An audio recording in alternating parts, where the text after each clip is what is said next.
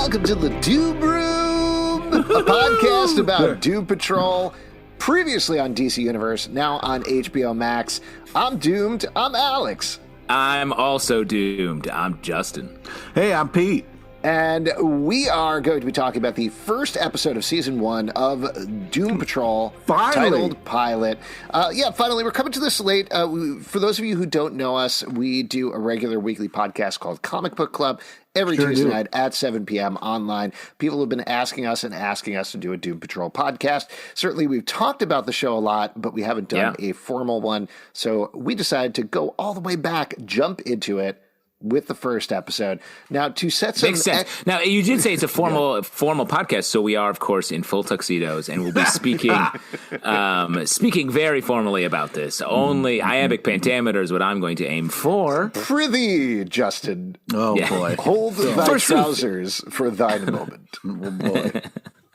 I don't know what I'm talking about. I did want to mention, though, that we've all had different amounts of Doom Patrol that we've watched. For my own part, I've watched 2.5 seasons. I don't know why I stopped through season 3. I just kind of got busy with stuff. Cool. But I really enjoy the show. I'm excited to go back and revisit it from the beginning. Pete, you've watched just the first 2 seasons. I've seen the first 2 seasons. I was a huge fan, and I was pushing for us for a long time to do this podcast, so I'm very excited to be here doing this. Well, won't you be excited when it turns out we hate it, when we hate the show? Well, it's crazy that you haven't got into the 3rd season if you're such a fan. Yeah. Sounds like you're a fair weather fan, Pete. Oh, go fuck yourself. You know, a lot of things have happened in the world, and name one thing that's happened in the world. Justin, before we get into the episode proper, though, Justin, you haven't watched any of it at this point other than the first episode, right? I, as a true fan, have been saving myself for this podcast and I'm coming in cold. I'm going to be saying theories that are already proven wrong, but that's what it's all about. We should say, though, that we're, huge comic book nerds and are very familiar with the comic book. So it's not like we're walking in with no kind of, I'm a little bit more of a comic book jock, but go ahead. Yeah.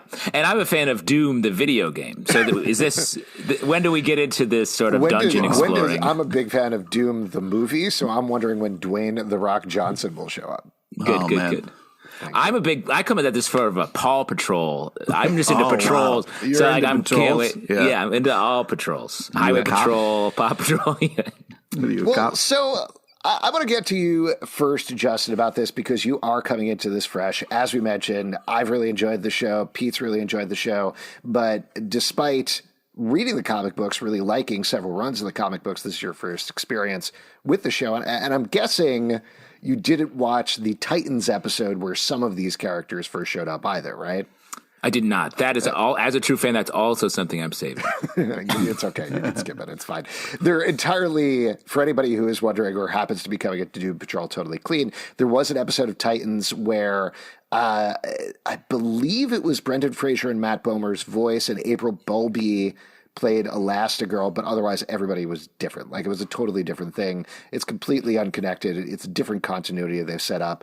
And I think the better for it. But what was your take on this episode? How did it strike you as a Doom Patrol fan first? It's the tone. There aren't a lot of shows that superhero shows that capture this tone of like, now it's dark and these characters are fuck ups. They start there and they continue on in that way. So I do think that the fact that they're sort of committing to it and committing to the comedy of it is really refreshing in a world where most of our superhero television shows are pretty sanitized. I have a question. What's funny is because this, show, when it first came out, I watched it and then kind of walked away from it and come back to it.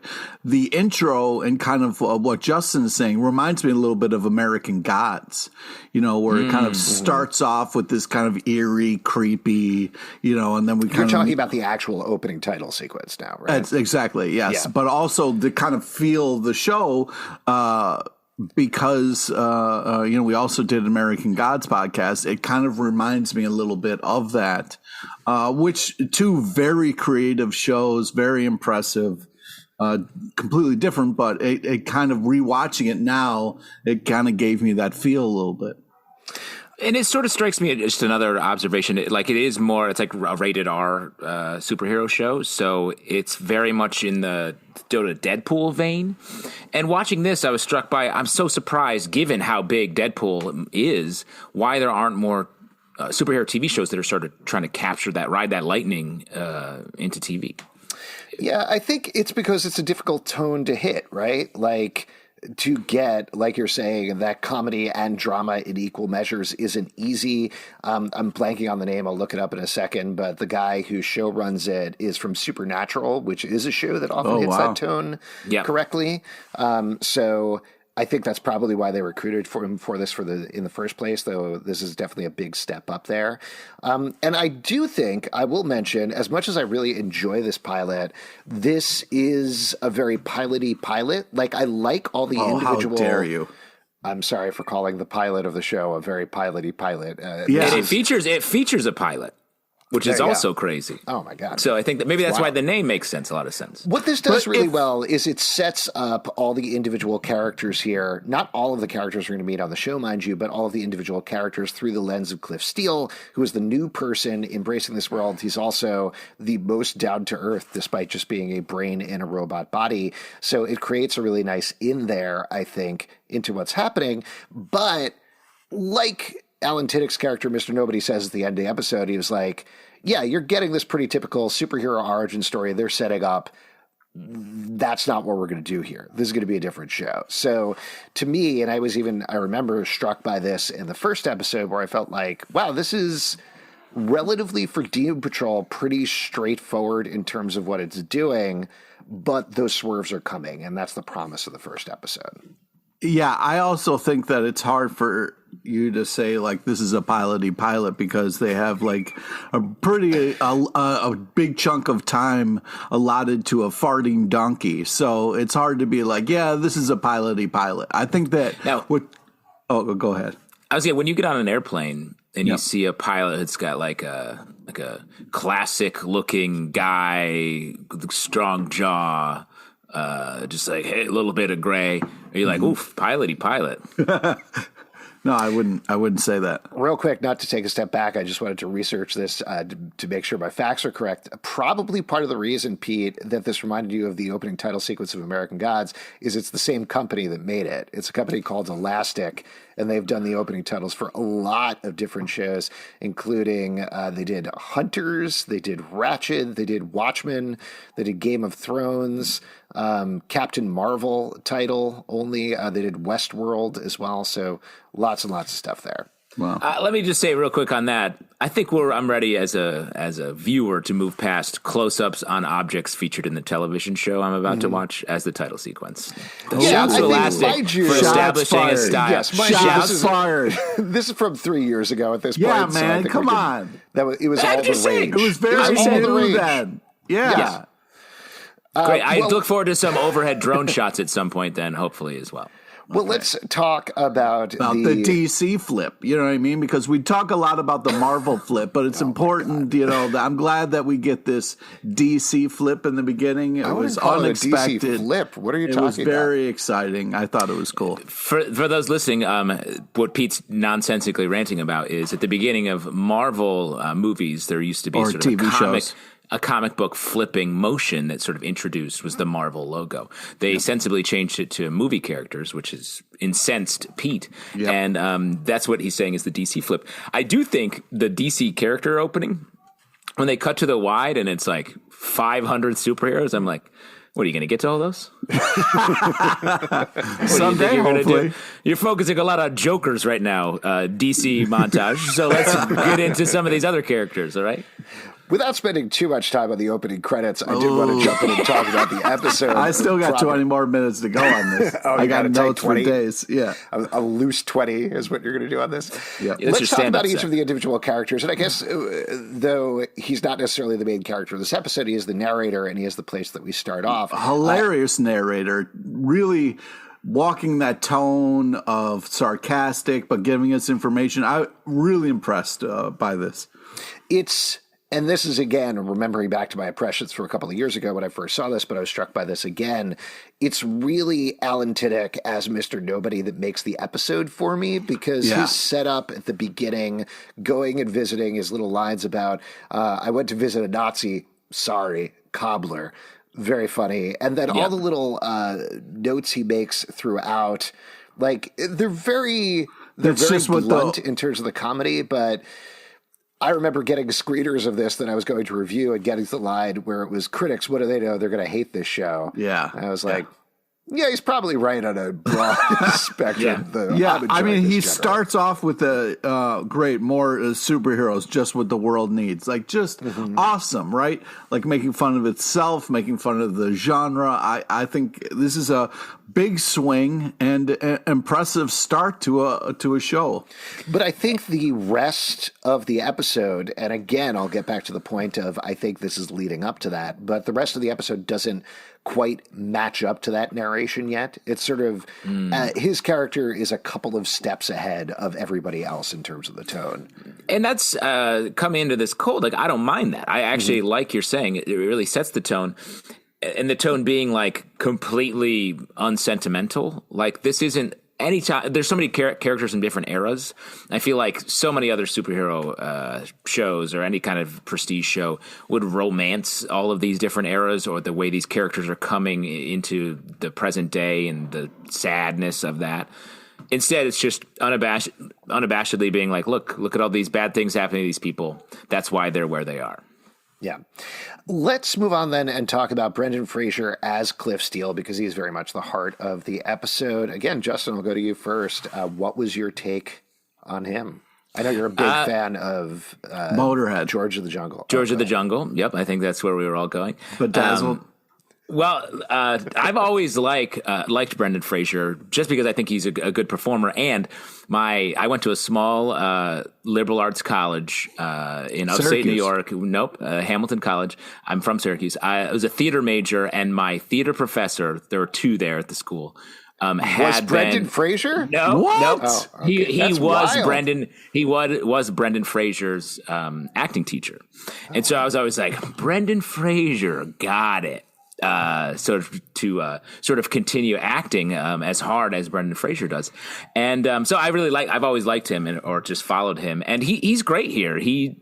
And obviously I think we're going to mostly just hear his voice going forward and not see his face very much. It's nice to see him in this different kind of role. You know, him playing a little darker, a little bit more douchey kind of character is an interesting choice. And I feel like to kind of get this washed, you don't think Brendan Fraser. So I thought it was a really cool choice for the show to make. Are you talking about his face or his butt, just from an acting point of view?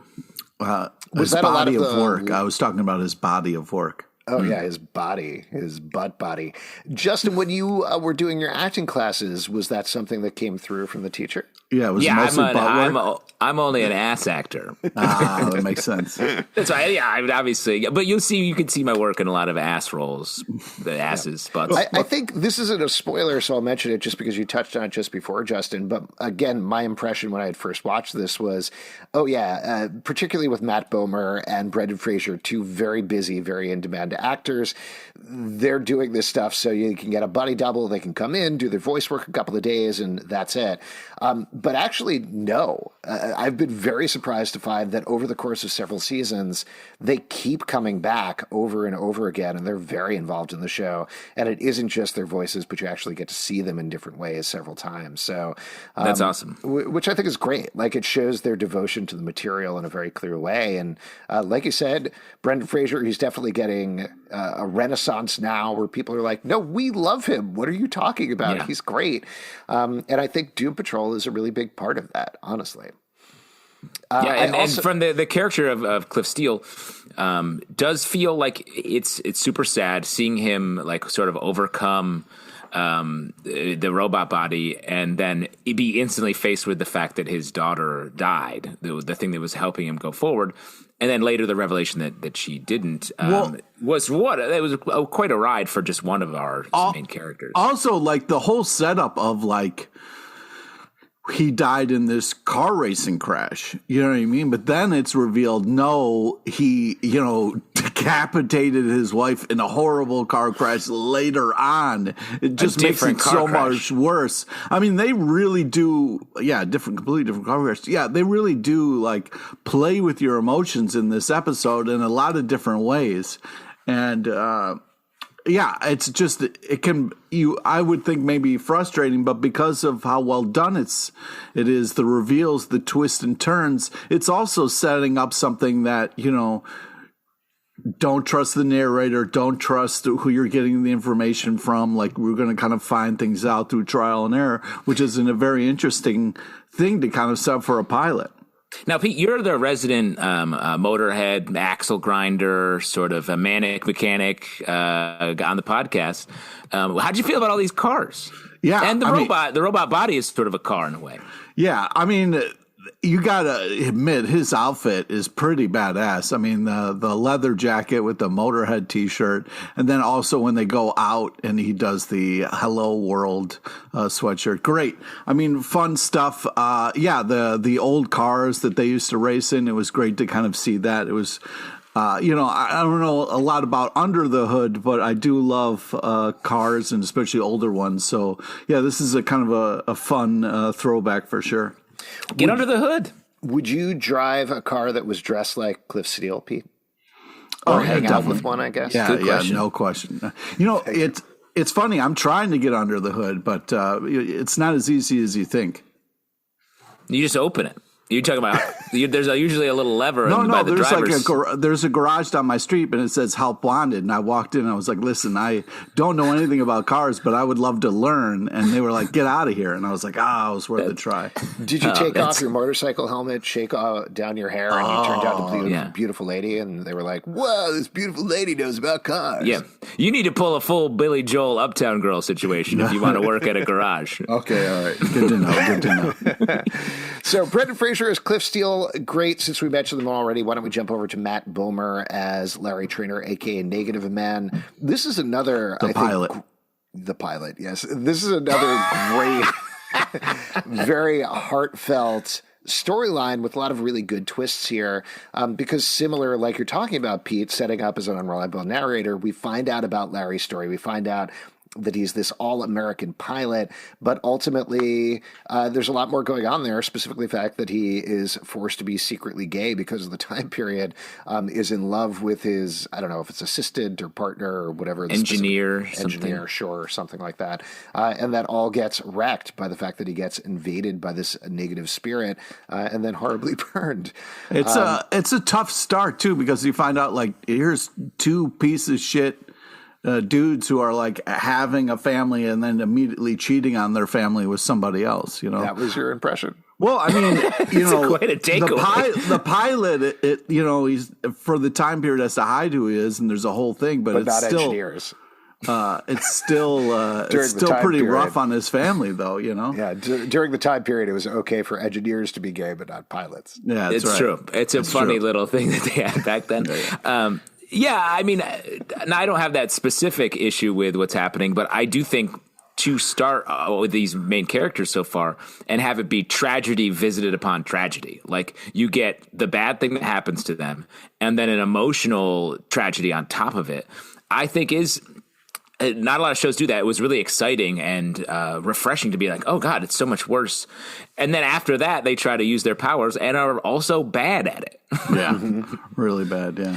Well, that brings us nicely to Rita Farr, played by April Bowlby, who is, as I mentioned, I think the one holdover from the Titans episode, which she was so good in there and is also so good here. I think she is perfect as Rita Farr, and it's a very different take than in the comics, where she's basically a stretchy Mr. Fantastic type, except... here, she's a horrible blob person. But again, it gets to that thing you're talking about, Justin, where you think they have tragic backstories, and then the backstories are even more tragic than you might expect. Yeah. And they're also odd, like their origins, they're sort of like sort of weird takes on your classic superhero origin. Like Larry, like, is sort of a Hal Jordan type who just everything goes bad. And with Rita, the fact that she's just falls in the water and then a little thing swims in her mouth. Well, let's back up. Rita has some real issues with her image and is very much into her image. And then somebody who, happens to not have an arm, like, really bothered her, and that kind of freaked her out a little bit, which was very interesting character reveal because of what's about to happen. The irony. You know this as an actor, Justin. If you're on a movie set, you've got to check water for glowing green spirits before you jump in there. You know what I mean? Yeah. And yes, and it was I just an want accident. to clarify, because we already talked about this. Justin is an ass actor. So An ass actor. So just remember that. So I send my assistant to check the water before I get into it. Because I don't want any weird green thing swimming into my butt.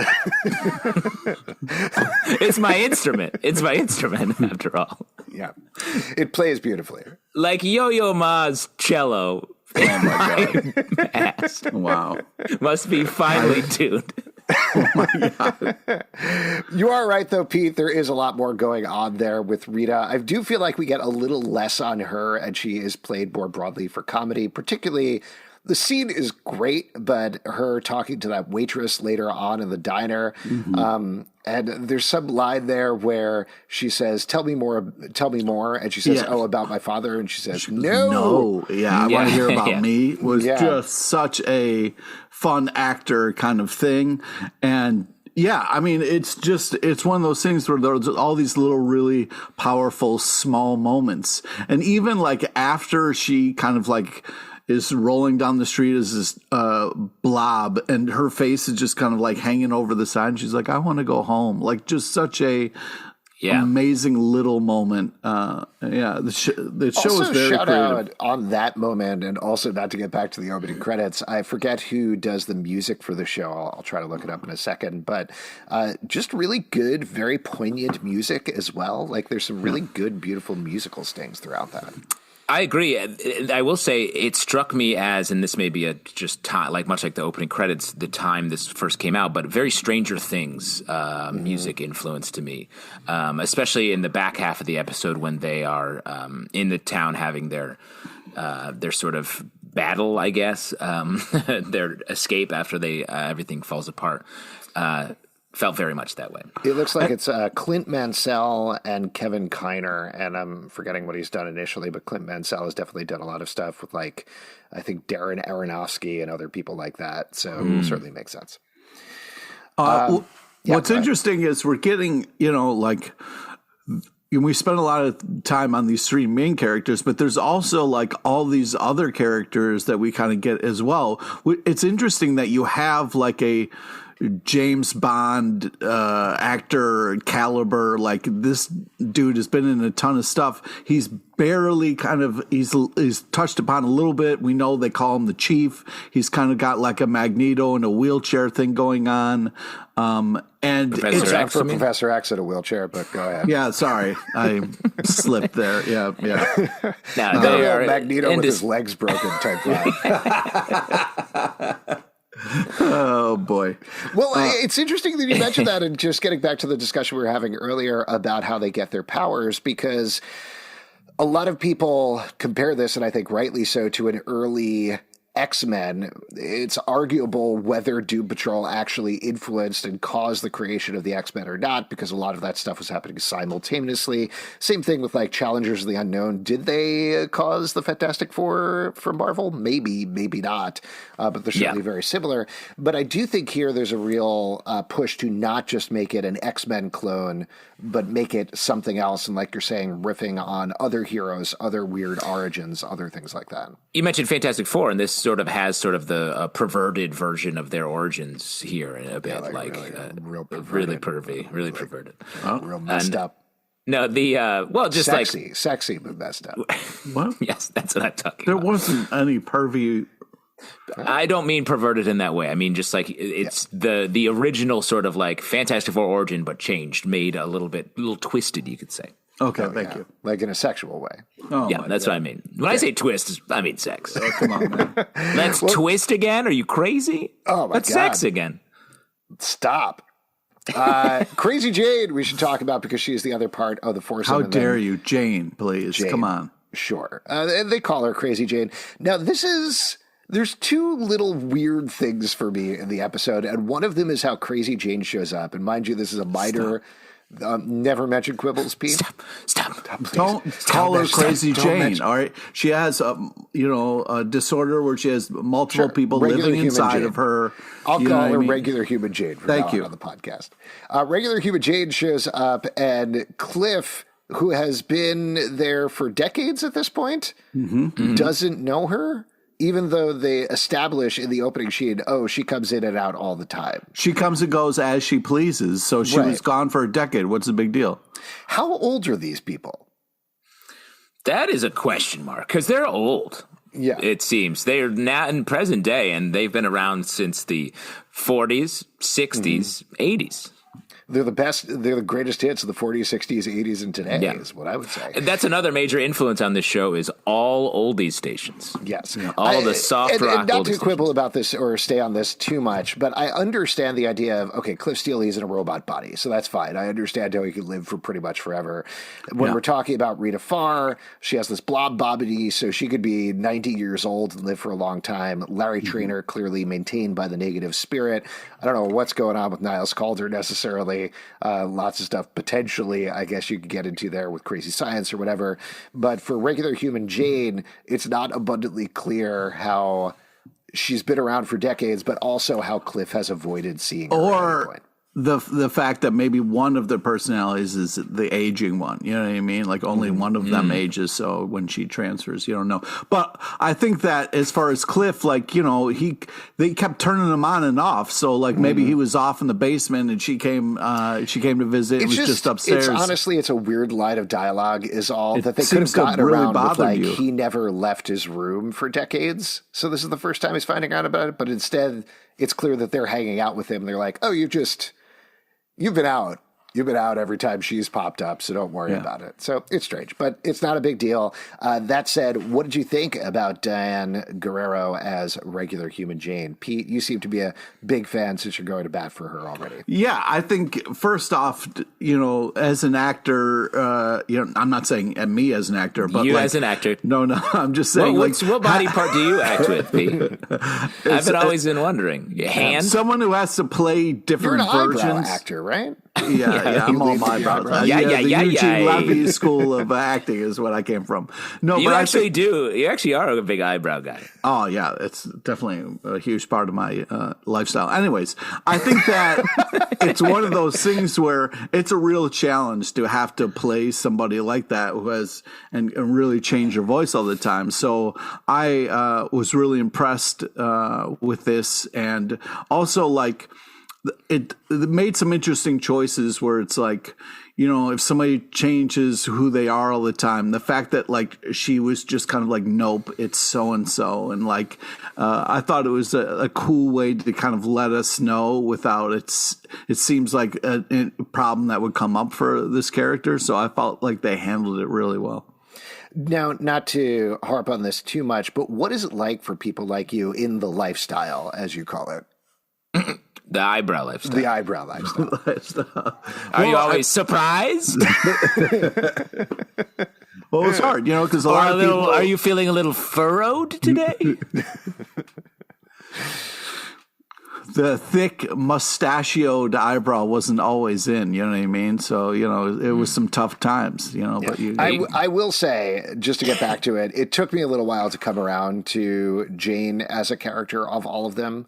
I feel like because she is playing so many different things, it's hard to get a bead on her or who she is at any point.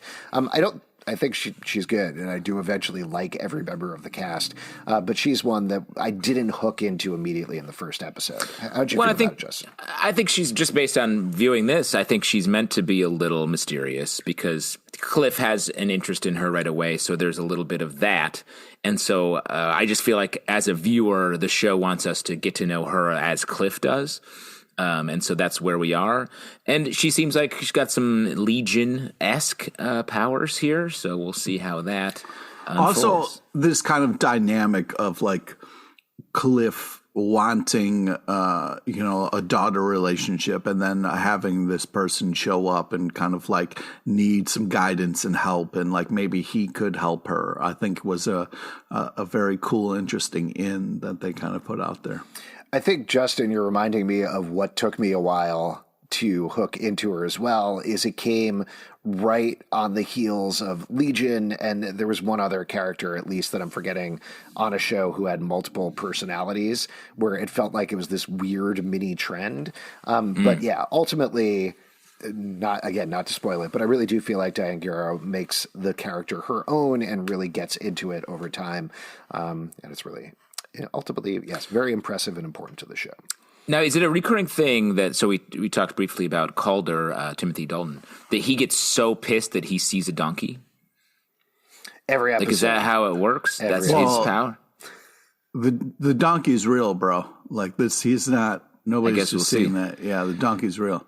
Yeah. And if you think that's weird, just buckle up, bro, because it's going to get weirder. Well, it's funny you mention that, Pete, because I do think even in the midst of all these things that ostensibly should be weird but don't necessarily feel weird to regular comic book readers, the donkey is the thing that lets you know, no, this is not actually going to be like other superhero shows. Yeah. Because having a donkey, what is it?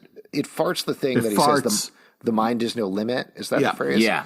That's a big fart. That's a really rips one. Yeah, he really rips one. And let me say, as an actor, you've seen a lot of donkey farts in your day because you're an ass actor. Exactly. Well, that's the whole other side of the business is the ass. The donkeys are also known as asses. The ass actors on that side of it. You get to know them. You sometimes get mixed up when it comes to your bookings. Like, I need to go. That's very fun. Do you ever do a thing where you ask them which borough it's supposed to be in? And they spell you see, the wrong it's way? a whole. Like, I've been called in to play Eeyore from Winnie the Pooh so many times, and I'm not that ass. I'm not that ass. Yeah. Let's go through and talk about any other moments in the episode that we thought were particularly interesting. The other thing that I will call out, the other moment that just bothers me a little bit, is the moment. Come on. I'm sorry that things bother me sometimes, Pete. You are the soul of happiness all the time. I know that. Yeah, so talk about if we eliminated all the things that bother you, Pete, we wouldn't. What would you even say? I don't know. You just waggle your eyebrows, and that was it. Yeah. When are we going to get a browcast where it's all visuals?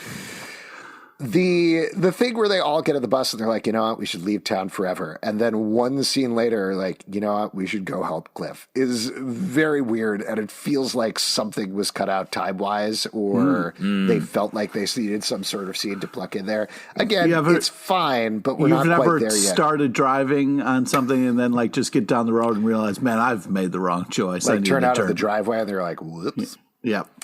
Yeah. It just happens all very quickly. And it feels more to me like, well, we got to wrap up the episode, versus in later episodes, those swings and swerves seem more part and parcel with how the characters act. But here it just kind of comes out of nowhere. I'm sorry that in the pilot they had to make some editing choices that maybe didn't line up for you.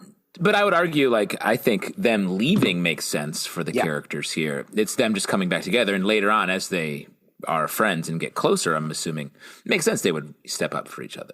Yeah. I guess we'll see what happens. Like us, like the three of us. Mm-hmm. Yeah, sure, whatever, buddy. Okay. What other? Wow, nasty language over here. What other? I'm sorry, I know you don't like to be called buddy. What other moments of the episode do you want to call out, if any? Anything that jumped out to you? Well, I do want to get into the fact that, like, Mr. Nobody has such a huge role in this, even though we don't really get his kind of like origin. A little bit we do, but like I thought it was Dr. Manhattan, you mean? Yeah. He's kind of Dr. Manhattan. Was Mr. Nobody? I don't think Mr. Nobody was supposed to be a Dr. Manhattan riff, right? I don't know. Probably not. I mean, definitely not. Dr. Manhattan wasn't there.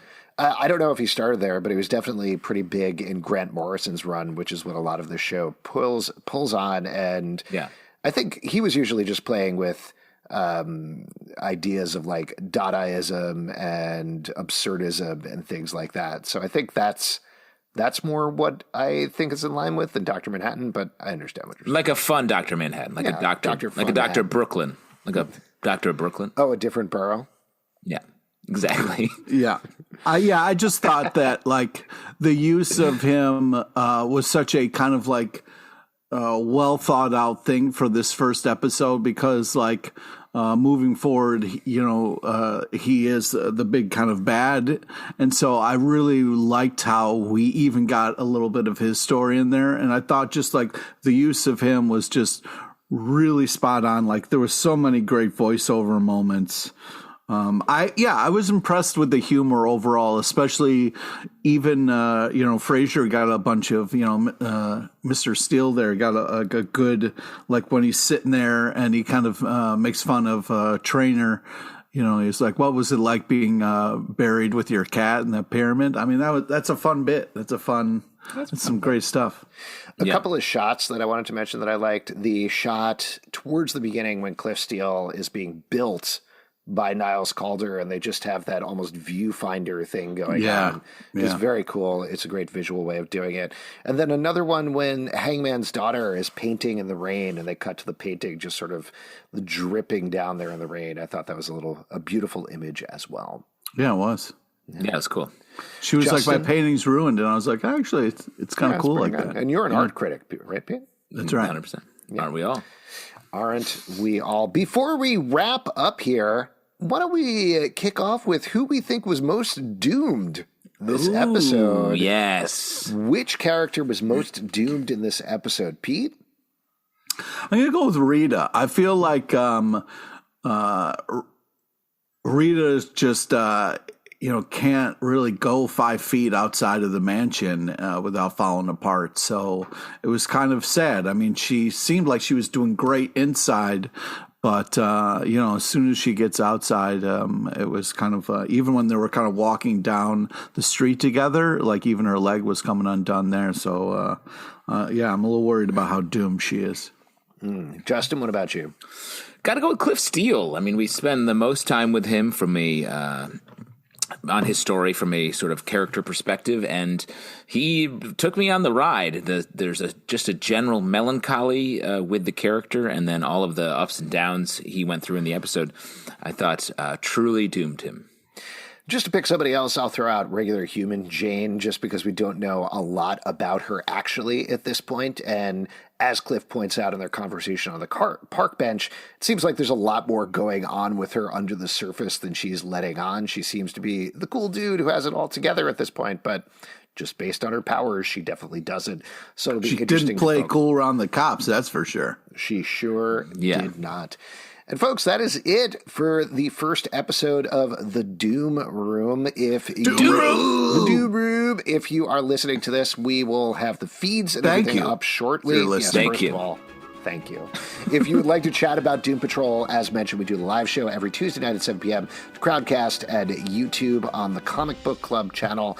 Also, you can check us out Twitter at Comic Book Live, comicbookclublive.com for this podcast and many more. Until next time, doom you later. Wow.